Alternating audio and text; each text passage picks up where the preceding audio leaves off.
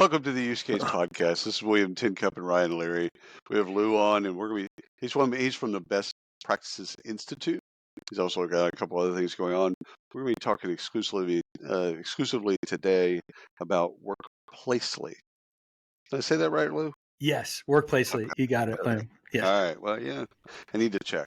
Lou, do us a favor and introduce yourself, and then tell us a little bit about workplacely. Thanks, William. I appreciate you having me on today. And Sure.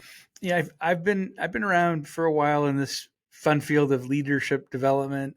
Trained organizational psychologist, graduate degree from Columbia, and really dove into this field because I love developing leaders. And I was blessed enough to be able to work with some brilliant people like Warren Bennis and all the Dead Poets Society because they're not around anymore. Richard Beghardt and finding awesome mentors like Marshall Goldsmith and now finding you really in the SaaS space, which is awesome. You're one of the legends, and not that you'll be one of the Dead Poets Society. Dead Poets Society. Thanks. It's like when they it's like when they say, "Here's Jimmy. He's never missed a field goal, and it's a chip kick. It's 22 yards out. Yeah. Misses it wide right. Like, oh, You okay, did thanks. write your own obituary, so I did. I did. One too. we are I've done it prepared. twice. I did it on Fistful of Talent a decade ago, and then I did it with ChatGPT the first time I had access to it, just to see what it would write. I kind of feel like every episode, the last couple of episodes, we've gone down the dark path. Yeah, Death. You're dead. You're dying. You're burying people. Right, you're getting older. Loosening lug nuts. We don't want that. Stay around another 50. We're gonna It's not try. the best place to work. We'll just say that. Let's start off It's not there. a loved workplace. Yeah, tell us also about that, because Best Practices Institute also has an award that y'all put out around most loved workplaces. Yes. And it was fascinating because when we talked to you a couple of weeks ago, that just is a cool award. And tell us a little bit more about that. Yeah, thanks, William. I love that conversation we had because it focused on how a loved workplace really is how people listening, co-creating together, aligning values, having a shared vision, respecting and feeling respect, and being able to achieve outcomes together. This Spark model we have. And the fact that we ask questions around, do you really love your company? Do you love your CEO, your managers? And then asking questions really about what do we do well to be loved? What can we do better to be loved? And listening deeply to those comments and then the company doing something about it. So not just hearing and not just understanding, it's doing something about it, developing skills and addressing these comments right into the sort of the bowels of the organization, right to the front lines, and being able to transform what that workplace is really all about. That's what Most Loved Workplace is. Did it within a research project for my book in Great Company originally, and found out, why do people fall in love with each other first? That was my first question. Right. A crazy way to begin a study on organization development, but I looked at it. This guy, Arthur Aarons, he found out how people fall in love with questions and staring, right? So I did the same. It's literally like staring at each other like this. And I did the same thing in companies. But I instead of doing it for 60 seconds that Arthur did, I brought it down to about 20 seconds staring, so it didn't get as creepy as it was with Arthur. So and then I asked different questions. The questions are different. It's about how do you co-create? How do you feel like you align your values? What are your values? How do you respect and be respected? These more work-related questions that when we share them and understand them, and we get to know that person and how they operate, right? And how they consider what love really is to them in the workplace. So getting to that qualitative and then saying, well, what is some of the worst situations you've been through? Tell me your horror stories, and then tell me the stories of you being in situations at work when you really love it. So this deepening of understanding about this other half or more of your life that we spend working has been debunked by virtue of this emotional connectedness concept and a loved workplace concept. And loved in the way that you're framing it up, I would assume that's dynamic, right? Like it's not one like a postcard, like a Polaroid, where you just take a picture in time and like, okay, that's it, that's the criteria. It just seems to me that that's something that's going to be more fluid, like Mercury. Very much so, because the external factors play a key. Yeah. Also, uh, things could be, it could be technology. You talked of use case, new tech coming out. It could be that people are frustrated in the front lines because they're not getting the tech they need, or it could be as deep as we're having retention of our top bosses, right? And the CEO is leaving whom we loved, and there's new ones coming in that we need to get to know even more, right? There's all these different factors, and that then the fluidity of the Spark model is definitively correlated to external factors. We see that time and again. Growth phases, cultures at scale during growth periods, declines as well when we lose lots of talent. Similarly, when we gain lots of talent, right? They're both factors. So we lose culture, and sometimes we need to gain culture at certain points of time. All fluid, as you said, and affect the mercury. This is all fascinating to me. Uh, I've always been personally, I've always been a cynic of employees loving a company. I've always felt that way. I Out of all the companies that I've worked with, there were two. One was Enterprise Rent a Car, way back, like long time ago, where I kind of was like, what am I doing here?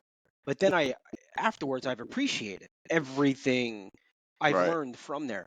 But the one company out of every place that I've worked, Connexa, I legitimately fell in love with that company. I bought into the mission. I drank the Kool-Aid. I love the leadership. I love the people, everything about it. And if you would have given me a survey back then or asked me, how do I feel about the company?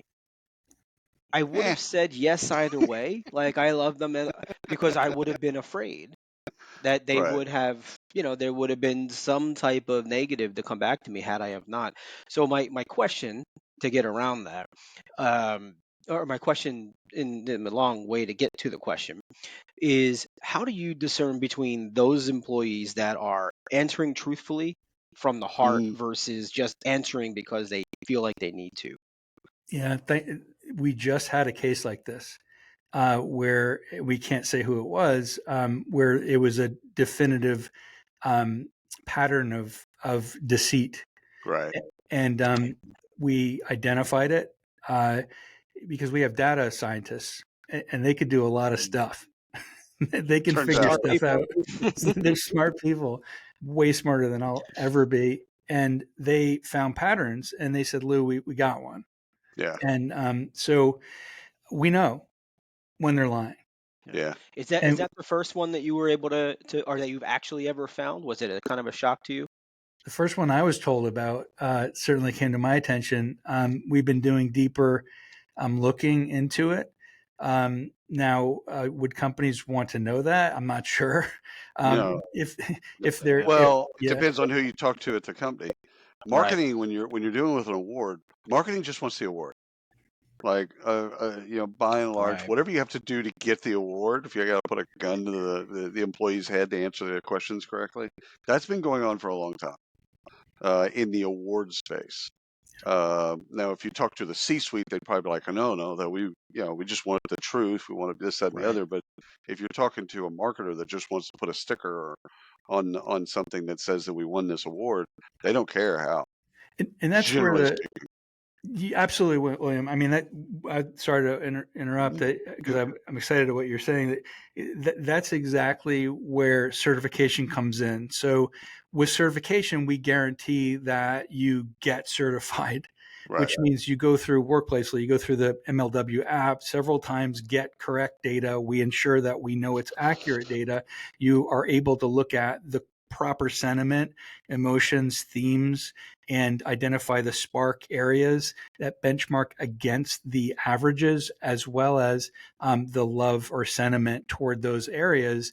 And we can identify where there's discrepancies in the data itself, if there's too much positive, too much negative variances.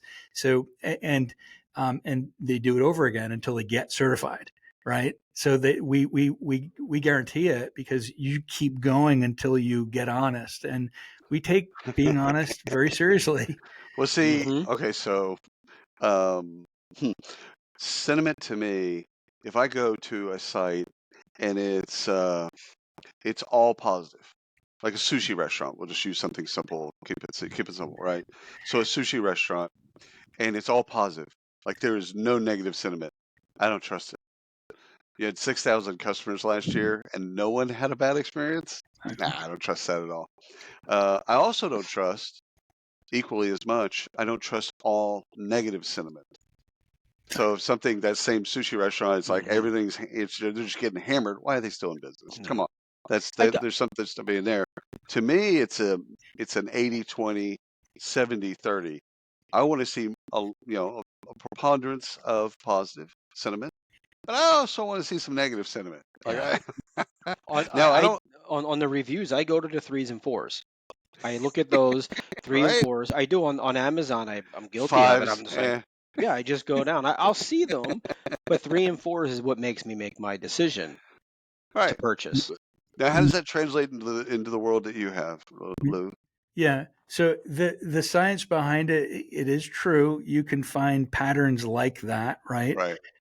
Then we have seen companies that are far below averages, and there are comments that substantiate those averages. So the reason why this is particularly useful is that we have three different steps, which is the question about love of these different areas, and then the spark construct itself, and combined with the comments and the story, right? So that what story your culture profile are you really giving? So All those it have to be aligned. they all have to be aligned Yeah. exactly. So is your story the same as your spark, the same as your love scores, same as your comments, and That's harder to game, it's Ryan. harder to game. Yeah, Exactly. The more variables you give, the harder it is to game the system.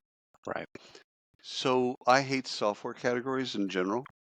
Uh, but if those practitioners listen to the show, what would they think of workplacely? Where would they put that in their tech stack, for lack of better terms? We've gotten awesome feedback. We've been, this is people are actively using this platform. And when we did initially introduce it, people love the fact that they can take the proper feedback that's taken for them and identified for them where it is inside the company, and action it with managers or HRBPs so that they don't have to send angry texts to managers and say, Right. hey, I got this horrible feedback, go take care of this. They send them directly to all of it to the managers for their particular locations, and can follow up with them on these action transformation plans that is set up. And we set it up with their demographics, their locations, departments, so that it can be more accessible and simple to use for any CHRO. And what's important for them, that where they truly understand the value of it, is that it's specific to the love of workplace index. So while you could take data, put it into your own system, and you could do that, by the way, you could take all the love of workplace data, put it in a CSV file, throw it into Qualtrics or others, which are wonderful tools. We love you, Qualtrics. We love you, all the other areas, because you're amazing what you've done throughout the years. I highly value everything you've done.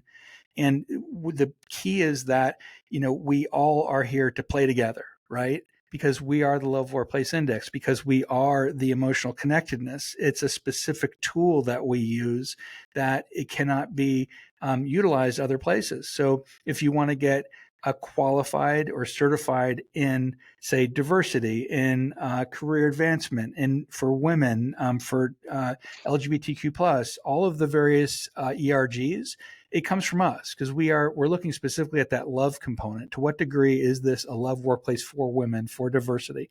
And then we have the Love Workplace Index certified. So, we have an action plan just for that. So what we recommend is, if you're super tech savvy, if you're that where you're like the tech savviest to the savviest, and there's a lot of them out there, then use our platform and connect it to yours. Use it and we're totally cool with that.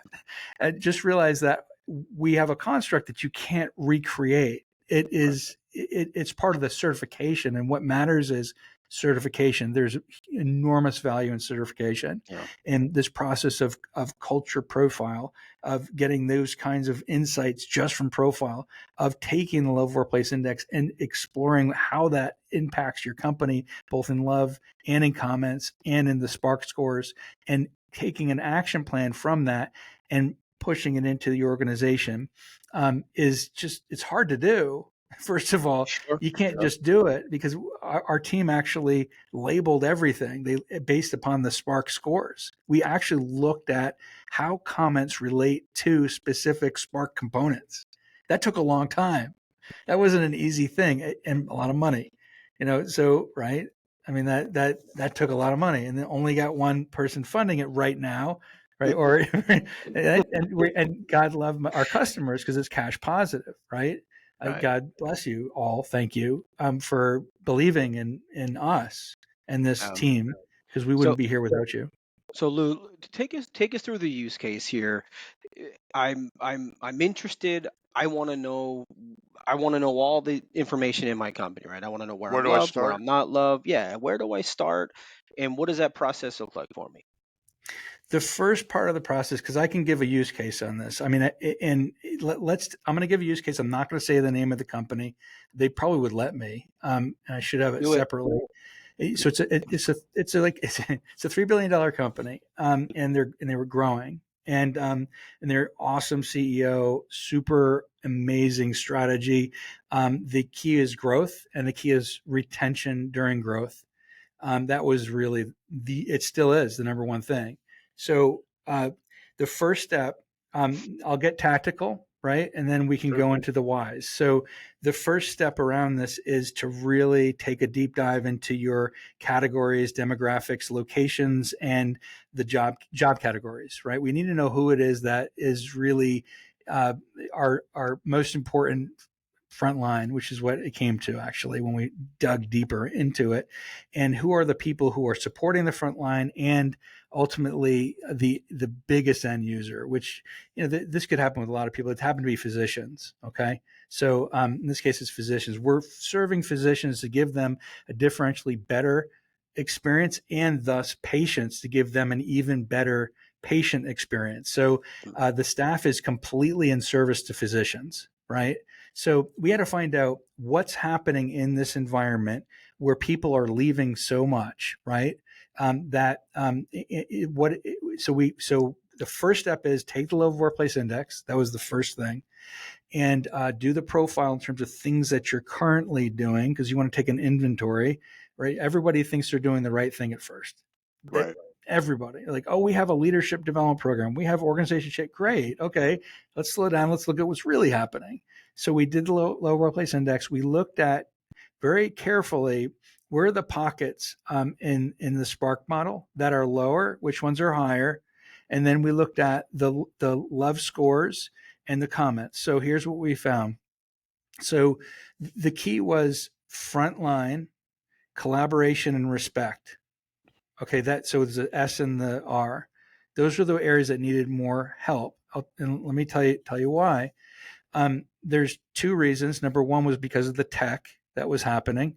So tech was changing. It was harder to do your job on the front lines because of the tech. It was post COVID. So the CEO wonderfully kept everybody during COVID. He was the only healthcare institution during COVID that really kept and retained all talent, which is extraordinary, which also attributed to his great growth and his testament to his leadership. While other hospitals were sending them away, he was keeping them. And they were massively successful during that time. After COVID, though, not as many people came back, right? It's harder to keep after that. And technology got a little harder. It was harder to interact more with patients. Physicians were turning over because it's after the 30-year cycle. That's what physicians are. 30-year cycle, you retire and play golf the rest of your life, right? So that's the thing. So there was this physician profile, right, of these love physicians in each of these areas, or locations, and we have a famous thing called the Ernie profile, because Ernie was a physician, loved Ernie, loved everything he did, gave Christmas presents to him. He gave Christmas presents to them. Everyone wanted to come to the job. He hugged him in the morning. Ernie, we love you. Patients loved him. They're thank you. He's like a guru. And the place was totally aligned and totally loving it. And, they were jiving, and everything was good. So the respect was tight. The collaboration was tight. They achieved more. They had the vision more. So we asked, how do we make that even better? So because now that new physicians are coming in, they don't know who these people are.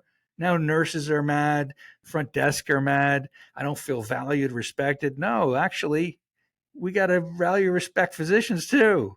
Right? So it has to go both ways. So this physician catalyst experiences, get to know them more, love them more immediately when they come in. We don't have 30 years. We have 6 months. We have 2 months at most. So there's one example, right? The other example is transformation through new systems. We got to change systems. Let's do it immediately. And then good training, core development, front end. They're doing a fantastic job at it. And they're realizing that that their retention is an issue about the technology and this feeling of oneness inside the front lines. Rather, because when asked the question, why do you think people are leaving? They said, I think we're stressed out or burned out. I said, well, it's post-COVID. Tell me more about that. I don't know. So they couldn't identify these underlying issues that we were helping them now understand. Tech, it was true. Tech was it. Change the tech, make it simpler, make the operation simpler, give them a simpler way to initiate with patients and work with patients that like the way it used to be. Then they're wonderfully elite job to be able to be with patients, like even to help them. That's the way it was. And we're bringing that back now with this new work, bringing back the elite, right? Because these are wonderful, wonderful people, like salt of the earth, amazing people, the center of the country who love people. Okay. So you wonder, well, what's going on? Well, it's tech and people leaving, physicians. So we help them see the things that are human in their lives that they're just not seeing as much, and give them ways to interact with new processes and new ways of getting back in sync and connected with the stakeholders so that it's not so detached. And identifying that in each of those individual departments and the sentiment and how they've lowered enabled us to start bringing them higher and realize the things that really matter in life. So one of the things you mentioned at the beginning is turning insight or comments, etc., into action. So I want to go back to that for just a second because it seems like it's a closed loop. It also seems, if I'm a practitioner, this isn't a one and done. This seems to be kind of a constant pursuit. So you can be at a certain place, but next week, 2 months later, 2 years later, you might be in a much different place with insight. So you might be getting insight. Okay, great. You're getting comments, fantastic. You're getting ratings, whatever. But that turns into an action plan. So tell us a little bit about how that insight, how you garner that insight, or how the technology helps you garner that insight, and what that does for people so that they can actually impact change. So in this case, we'll take the use case, and I can look at other use cases too. Let's take this particular case. So in this case, there's many locations. There's about 120 locations. So one might say that they're all microcultures, right? Right. And what is important, what we've done is each of those locations have different managers, ops managers, so they all get their own action plans with comments, positive and negative, and the skills or actions that need to be improved. Now, because of that, they can better see what people are saying in each of these locations, what they're feeling, how they're going, what they're going through in their minds, and make it easier to implement these kinds of new programs, number one, but also address them one-on-one with people. They weren't doing that as much. So people were detached from communication. So there was things as simple as the rug needed to get changed, right? And they didn't feel comfortable telling the headquarters that just for whatever reason, because they have this wonderful head of facilities. He's an awesome dude. He wants to find out all the time what to do. Now, this gave the head of facilities of the whole enormous now healthcare company clinic. It's a clinic. The ability to get that feedback quickly, change it, and get it done. So it gives an open line of comms, right? Anytime feedback, open line of comms, so that he can get it done. Because if it was up to him, he'd be at all 110 locations simultaneously. But there's going to be 3 or 4 who fall off just by virtue of sheer numbers. So the system reduces that kind of error by giving a free line into that head of ops or head of maintenance, that facilities. Lou, how does your tech play into the recommendations or the action plans?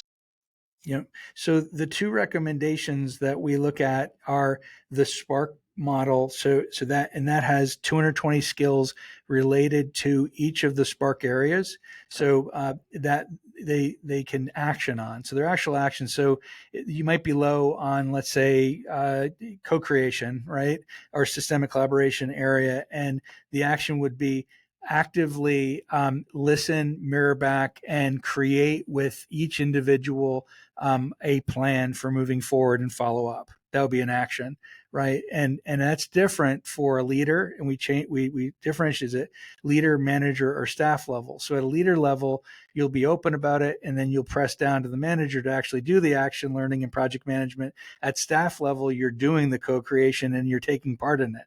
So all the different actions are different. So there's that component in the action plan. The second component of the action plan is getting the positive comments and having people brag about you more in Glassdoor, Indeed, right? So because we found is that 80% of the people in Glassdoor and Indeed are frontline managers. So your frontline managers are the ones who are speaking up the most, and the executives who you communicate with on a daily basis, they're not saying anything, and they're the ones that are happiest. So, right. So we want more frontline to say the things that are positive when they feel them, and then address the negative in frontline directly with them, one-on-one with the executives and leaders, so you can bring them up to positive sentiment and then to be the brand champions for your company.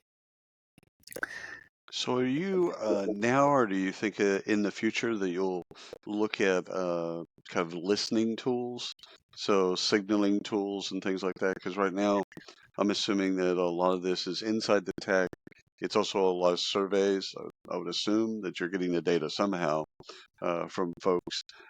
So if not now, do you think there's a future in the product for actually doing signaling and listening to employees? Yeah, exactly. That's exactly right. So the additional custom surveys are uh, can be pinpointed into the department's locations, divisions, or to the managers or whomever it is, so that they can use it to garner and collect feedback and immediately get the same kinds of insights they would with a level or place index, which is sentiment, emotion of love or disappointment, anger, all the things that usually come up, and positive, negative, neutral sentiment, and then theming according to the model itself. So, while people probably know the BERT analysis from Twitter, which is a machine learning model from Twitter, what we did was we adapted that BERT model to our own level price index model. So it's not just Twitter statements; it's all of the comments from level price index, which is like 600,000, and we put it through our model rather than Twitter model, which it was very different Twitter back then. It was done back during Twitter before X. So we adapted it, made it better, and it's our own. So that applies to that listening, that being a listening skill, listening system, right? So that any survey that goes out now has that lens of the most loved workplace answers, and can identify properly how it relates to improving your scores, getting certified, or for that matter, being a more engaged, high performing, high recruitment workforce. Because according to what we've found, you're 4 times more likely to not stay, perform more, and choose a most loved workplace than other most loved workplaces or other workplaces or companies. So this model is proven to be a retention, talent acquisition, and also a performance tool directly related in research and attributed to other studies. Yeah. How long does the process take? So if we were to say, yes, Ryan and I are running a $1 billion company, blah, blah, blah. Okay. And we Or say, not. you know what? No. We've never done this bit. It seems pretty interesting. Let's go. Yeah, absolutely. So the culture profile we can do, get that set up in a week, right? Mm-hmm. Easily. Second week, we do the Love Workplace Index. Get it set up. Do your data. Put your data. Get it set up and all your demographics. Then we set up the email. Send it out to everybody. Usually takes about 3 to 4 weeks to collect the information about that. It's a simple Love Workplace Index. So it takes anywhere from 3 to 5 minutes for an individual to take it. We consider it to be a pulse, so it's Right. not Right. long, right? And then getting the data, once we close it, you get it same day, right? So you get all the same day data. Let's say 6 weeks, right? Each week, So, yeah. all right. So let's say 6 weeks. Ryan, why wouldn't we use this if we were a VC about to invest in a company? Mm-hmm. Why Okay, wouldn't we like want say a to? B, C, D round. So it's a large enough company. Yeah. Maybe your private equity at that point. Or if we're doing M&A and we're thinking about acquiring a company and merging it with another company. Yeah. Why wouldn't we do this as due diligence? So I'm not even thinking about it as the award and to Right. make the company better. I'm trying to figure out, is this actually a good company? I can see all the Yeah. numbers. I can see the P&L, so I can see profit and loss and all that Yeah. stuff. But do But I the people can't love you? see, Yeah. but do people love you? Yeah. Why That's wouldn't they? It's 6 weeks of time. yeah. It's Why, an interesting point. I was going to ask, what's the trigger for a leader to bring you in? yeah. But I like this question better. Why? Why Lou, not? It makes complete sense. I love it. if Yeah. I'm going to go out and spend 300 million into a company and Yeah. buy them, why? I mean, why wouldn't I want to know this? Yeah. I would want to know. Yeah. Right? Personally, I would very much want to know, and I would use it personally to Right. make Yeah. that decision. If I were to invest in a company, I'd want to know this because Is that a use case for you now? Are investors or VC firms using this? no, they're not. I would if I were to invest in a Yeah. VC firm or That's give my blue, money. Yeah. that's blue ocean right there. Because again, those folks that, especially the people that put the deals together, so the Goldman Sachs of the world, etc. Before they take a company public, this would be something that they could do. That again, you can see all the numbers in the world, but you still don't know the soul, which is really Right. what we're talking about, is the soul of the Yeah. organization. You still don't know the soul. Which again, some capitalists would probably not care. Fair. But by and large, if you're thinking about a business that's going to last for a long time, you're going to know what you're getting involved with. I think it's a huge market. And again, 6 weeks for It's those nothing. folks, 6 weeks is a rounding Yeah. error. It's Huh. nothing. It's funny you say like soul of the machine, right? Yeah, Yeah. With great book, and it matters. yeah. Soul is what drives companies. It's what drives profit. It's what drives legacy. It's what improves or increases stock price, right? That's right. It's what moves cryptocurrency. It's what moves the Yeah. new market, the new way that we perceive the marketplace. It's Well, Bitcoin. see, Yeah. when you were talking about the use case for the healthcare facility company, the $2 billion company, what drives them, everything kind of leads to, if you do NPS with them, everything leads to patient satisfaction, right? That's the end game for them, is if they can increase that number. So really, becoming a loved workplace helps them fix all of the whatever problems that are Hmm. there, address all of that stuff. But really, what it does is it increases patient satisfaction, which is the game. Absolutely, and the way they look at it is that their soul is physicians, right? They Mm, love that they're there to serve physicians, to serve patients better. right. So all of their everything drives there, right? That's their strategy and model to improve patients' experiences. And if if in the event that there's, as you said, the mercury is rising or lowering, if you can make the constant emotional connectedness and, as Yeah. you said, soul, and enable that kind of homeostasis, right, to Right. occur, you're in a better position than you were before. What type of company should be looking at this? What size company? Is there a size Yes. company? I mean, can a 10-person company do What's this? what's the floor? Because I think the ceiling could be whatever it Anybody, is, yeah. right? Right. But what's the floor? What can we you need data. So what's the floor of this thing? Well, we there's some interesting data around floor. So if you have five or less, you actually can determine who the people are when you take the survey. So it becomes a different kind of question. Oh, 10 interesting. is similar to, yeah, 10 is Yeah, similar to. So small companies, while they could do it, probably 50, it most likely isn't like truly small. I don't mean just this small, right, medium, mid-sized business, without a true dedication to culture, like an actual dedication right, where you may even have human resources head who is dedicated to it or has it in their remit, or you have dollars budgeted for it. Unless you do, most likely you're 50 on up. Our sweet spot starts at 100 on up.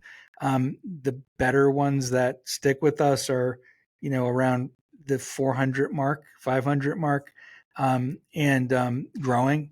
We've seen a lot at 500 to 800, and then some at 1,000 to 5,000, a good amount there, Mm. 5,000 plus also, right? And so it kind of moves around that space.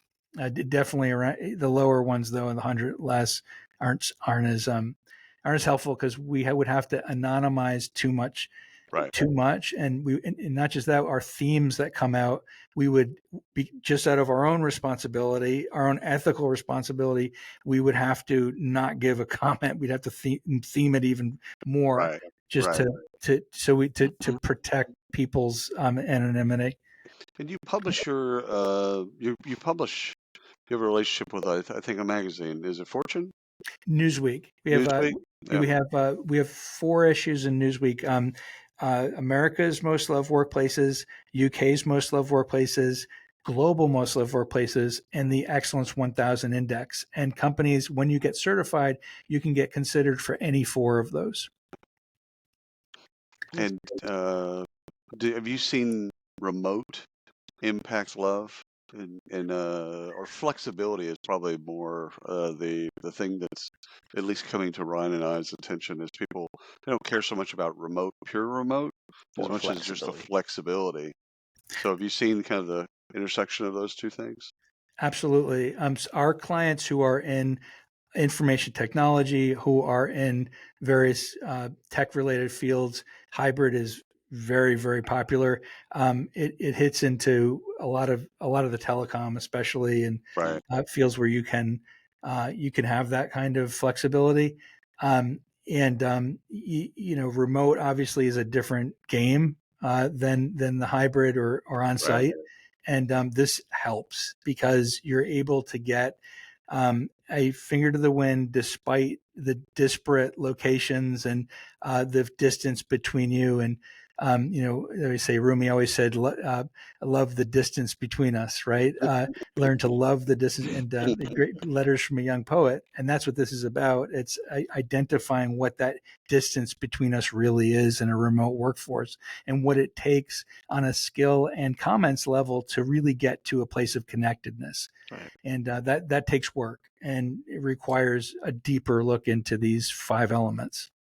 I feel like Lou would be a fantastic person to ask this question, William.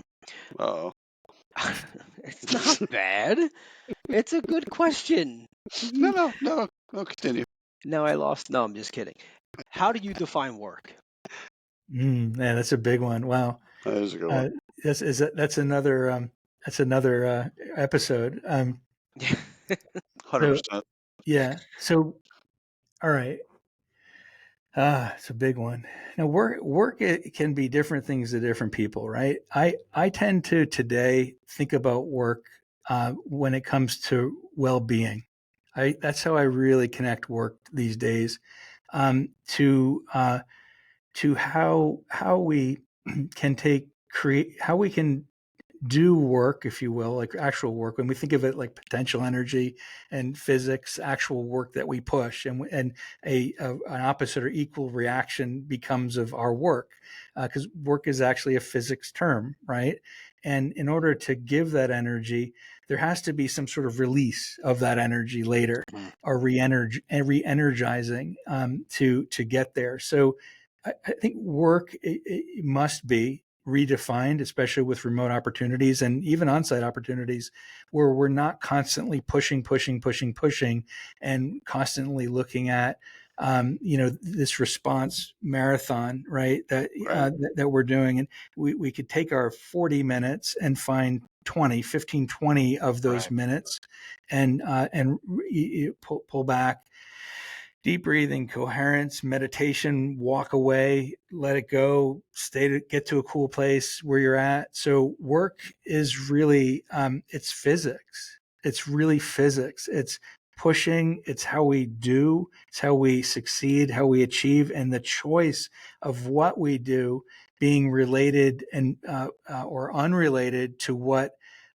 we are most successful at. So if we're doing the wrong things too much, we're doing too much of the 80, not enough of the 20. Right. So work is about, it's very personal. It's redefining how you push what you do and how you renew and re-energize this core physics function that we all engage in Right. every single day. So I'll ask this last question for me, but I'll ask a super easy question. A lot of the large language models are based on moral models, ethical models. So when we talk about loved, of course, being me, I would think of like the Wolf of Wall Street, like Stratton. So if you were to survey those employees, they loved their work. Mm-hmm. Now they were doing 8 balls of cocaine every day, right? So like, but so is there ethics and morality in loved workplaces, or can the two be separated? Can you run a bad company? Can you run an unethical company and still be a loved company? So this is a big question, and one that we've had before. We talk about this a Yeah, lot, yeah, um, and so okay. So here's the answer: yes, you can absolutely 100% be loved and do unethical things, right, 100%. And in fact, you can perform unethical activities, right? And 100%, people love it. And you actually create a group think to do those negative things. And right, that's happened at Enron, right? People loved it there. I'm making more money, feeding right. my family better, It's a right? great And example. I right. was thinking of the Sinaloa cartel, but yeah, Well, Enron, they'll do it. People love Enron's, that. They had golden Uzis, but right. again, Same thing. it's Or work. Sam Friedman, right? Right, right, So, right. yeah, he did the same thing, making people rich, and Yeah, they loved it. So that is a great example. So the check and balance to that is what we do in the excellence index, and we apply to most of workplace, which is there is a check that occurs in right. terms of their ethics, in terms of we do legal case checks as Got it. well. Now we've done two things though, and we've number one, people actually give us the legal cases out externally, and we're giving it to them. We have actually, number one, we've um, supported those companies because we believe some of the lawsuits were unjust and Right, unfair. So we've made our own decisions about these lawsuits and said, you know what, these aren't unfair. We what they did, because it seems we've had situations where we'd seen people sue them for competitive purposes, right? And they were nefarious. The lawsuits were nefarious in of themselves. So we're extremely fair with lawsuits and how we perceive them. Then we've seen the opposite of that, which is the Enrons. Right. and that we cannot allow. Right. So we will not allow. And Right. we play a hard line, but we are very forgiving when it comes to nefarious legal environment.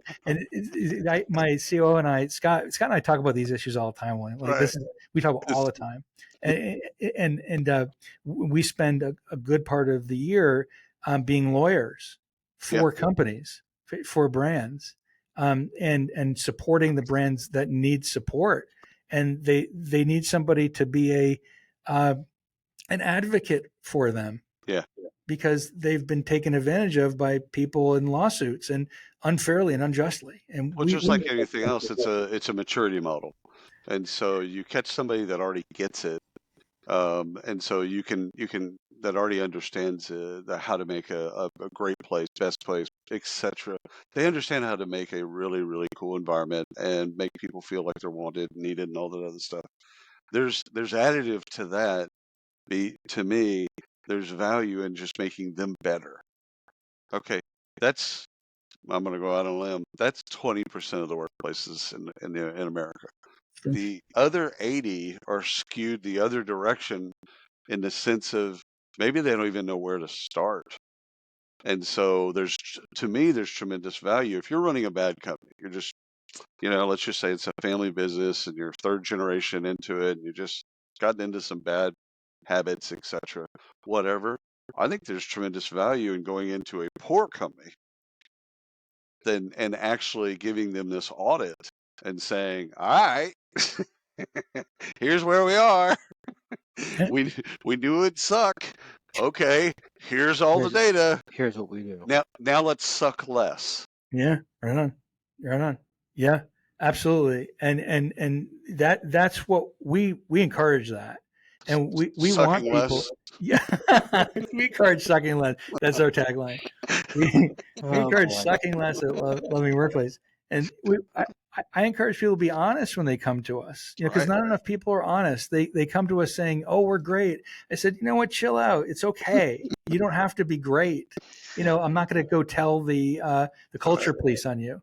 And right, Chances are, if you're Is telling there me a you're culture great, release? That would be cool. now that would be cool. I want to be a member of that. culture police. But Yeah. but if you're telling me you're great, I'm assuming that you're not You're great. not. Yeah.